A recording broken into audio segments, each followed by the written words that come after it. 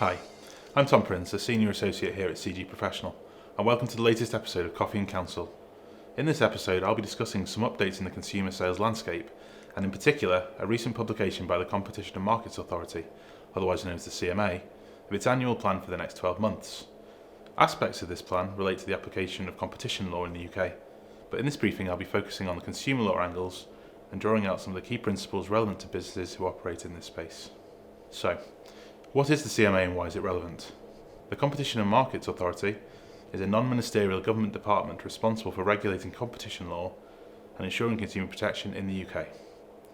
They have a mandate to ensure that consumers are protected when buying goods and services, and that businesses operate within the law to achieve the maximum positive impact for consumers and the UK economy as a whole. Consumer law requires that businesses behave in a manner that reflects the imbalance between them as traders, who should have a firm understanding of the goods and services they're providing, and who may have access to legal services, and consumers who may not, so that consumers can make transactional decisions with trust and confidence. This includes obligations not to mislead consumers and to avoid unfair commercial practices and contract terms. Whilst the CMA have been a presence in the UK business landscape for some time, particularly from a competition perspective, now that the UK has left the European Union and the transition period has ended, the CMA will be required to take on new responsibilities and be more proactive in setting the consumer protection agenda going forward, where this has historically been led by the EU. This has seen the CMA regularly requesting new powers to enable it to effectively take on these functions.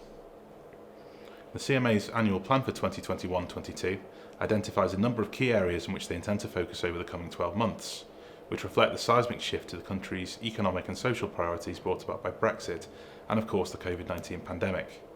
The first issue flagged is a need to use existing protections to safeguard consumers and drive recovery during and after COVID-19, and will have a particular focus on protecting the vulnerable from breaches of consumer protection laws and poorly functioning markets. One particular focus of the report is the potential for COVID-19 and its aftermath to lead to a rise in the number of consumers who are vulnerable to some form of exploitation. These vulnerabilities could result from serious illness, bereavement or sudden unemployment, or from longer term challenges such as physical disability, mental health issues, or being on a low or variable income. They could also be related to or exacerbated by the economic shocks of Brexit, which may become apparent over the next 12 to 18 months, and which may result in higher levels of household debt, lower incomes and increases in unemployment. All of these may leave affected consumers exposed to dishonest traders or else with an inability to access a range of consumer choice, and so businesses should be sensitive to these issues when dealing with consumers. The market response to the challenges posed by the pandemic could also add to the challenges already faced by vulnerable consumers, such as older people, those suffering from serious illness, or those who don't have internet access, or who are unable to shop around easily or with confidence as e-commerce becomes more and more adopted as the norm. Vulnerable consumers may also have a greater need for the immediate return of their money, or else may be less able to fight for a refund if it's not immediately forthcoming, at a time when businesses are looking to mitigate their own losses. Beyond the impact on vulnerable consumers in supporting the UK economy, the CMA has also indicated an intention to work closely with all sectors to ensure that all businesses use fair terms and commercial practices, and also ensure effective enforcement against businesses who don't adhere to the law. In its report, the CMA notes that the crisis has created new opportunities for unfair practices to take root, with a particular focus on holiday and event cancellations and refunds, and price inflations of items such as over-the-counter medicine, PPE and antibacterial products. The CMA's enforcement in this space has included securing significant refunds for consumers regarding cancellations in the package, travel, holiday lettings and wedding sectors, and writing to businesses in a variety of other sectors to advise them that the CMA expects compliance with the law and appropriate refunds to be provided to customers. Some clients that we've seen impacted by the pandemic have suggested that the CMA has not necessarily taken into account the practical difficulties that the pandemic has created for these businesses, or issued sufficiently detailed guidance which allows businesses to understand how to balance their obligations to consumers with the realities they've faced over the last 12 or so months. Going forward, the CMA has reiterated its request to the government for stronger consumer protection laws and stronger powers for the CMA, including the right to directly fine offending businesses, and so prevent and address more effectively some of the harmful practices that might arise as the economy recovers and adapts.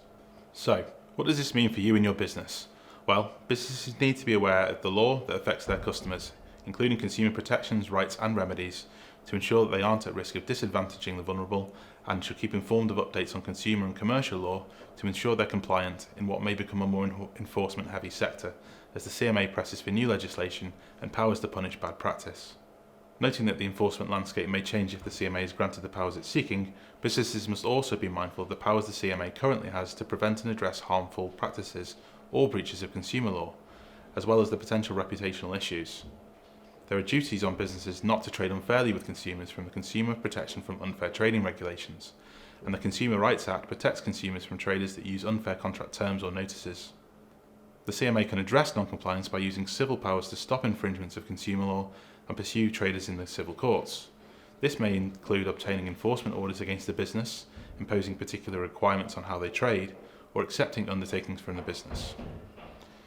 Typical remedies include requiring a business to stop the infringing conduct,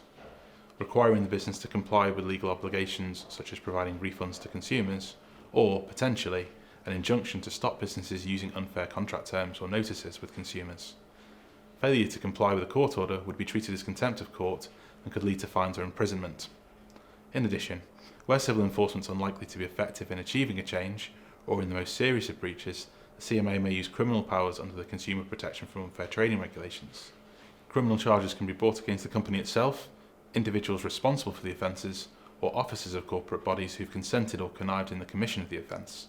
This can result in a fine or imprisonment not exceeding 2 years. The CMA can also make a confiscation order and direct disqualification orders. Please feel free to get in touch with a member of the CG team for further advice or guidance. We can review your consumer contract arrangements and advise on any issues that arise from these. We can also provide tailored training for your organisation. Thank you.